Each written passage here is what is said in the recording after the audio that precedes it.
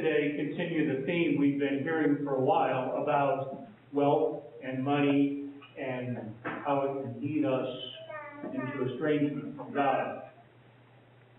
The message, of course, is much more subtle than that, and we get more and more into those subtleties with today's readings.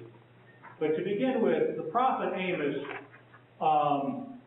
is giving us a final warning.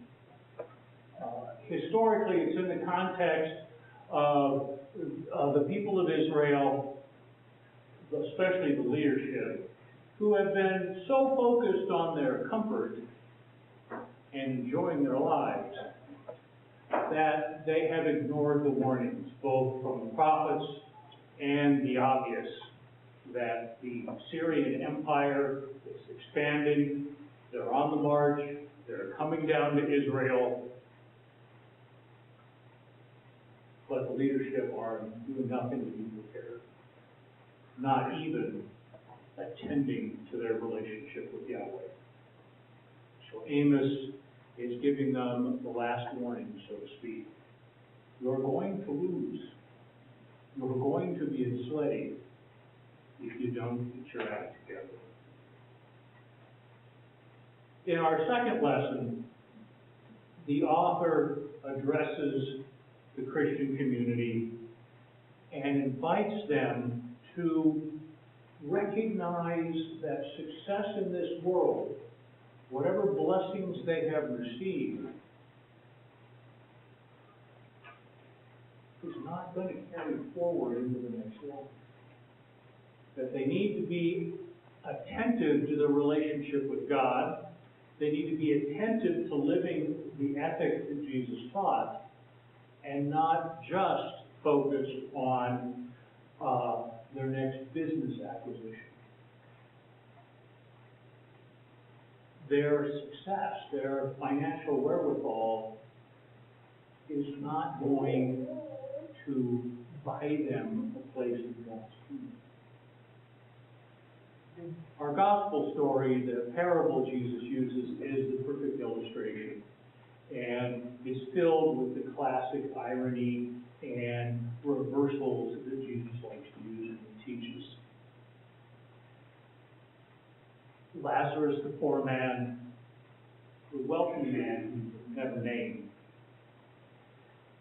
Jesus throws in some very rich detail, both describing the misery of Lazarus and also the status of the rich man. Talks about him dressed in purple. Purple dye in the ancient world was frighteningly expensive. And only the absolute upper layers of Roman society and aristocracy had the kind of money to afford that. It becomes such a status symbol that at one point later on, after the time of Jesus, Caesar decrees who gets to wear how much purple cloth at any one time, because he wanted to make sure the pecking order didn't get confused.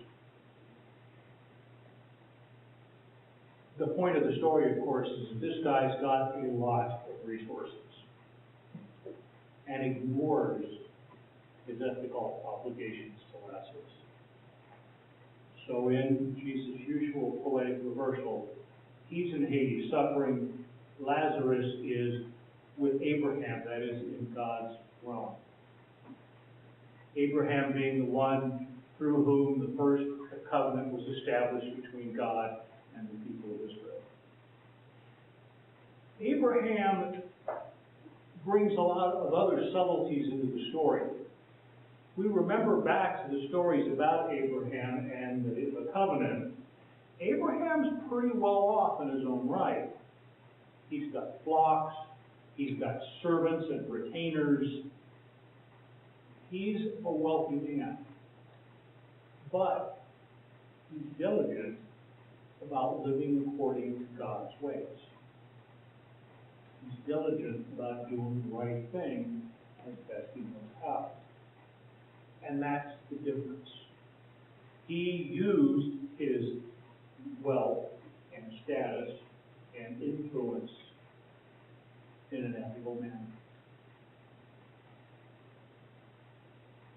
There is a modern day parable that tries to drive at the same point, that it's not about what we have or what we're capable of, but how we love, how we live that ethic that matters.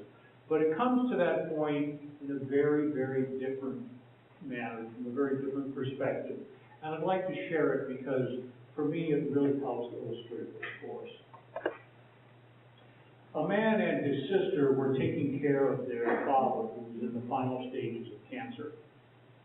He would watch over and take care of his dad during the day. She would come in at night and take care of him through the evening and at night.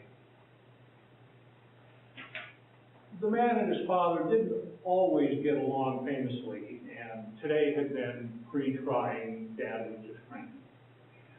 So he was really looking forward to his sister's arrival so he could get away. Had his coat on, ready to dash out the door. And his father calls him. So he goes into the bedroom where Dad was laying in bed, and the dad asks him, "What do you think happens after this life?" The guy thinks to himself, wow, big question, important question. He wasn't really a man of many words, but he thought he knew how to get across to his dad what he really believed. So he sits down on the edge of the bed, and he says, "Dad, do you love me?" And Dad says, "Well, yeah, you know I love you." And the man touches his chest over his heart, touches his dad's chest over his heart. And he says, "How much of our capacity to love do you really think we do in this world? 10%? Dad says, no, maybe 15%. In heaven, touches his chest again, touches his dad, 100%.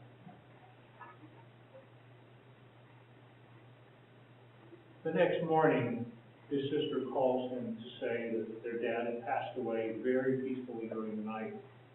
But she was confused because just before he died, he did something that she had never seen him do before. He touched his chest over his heart and reached up and touched her the same way.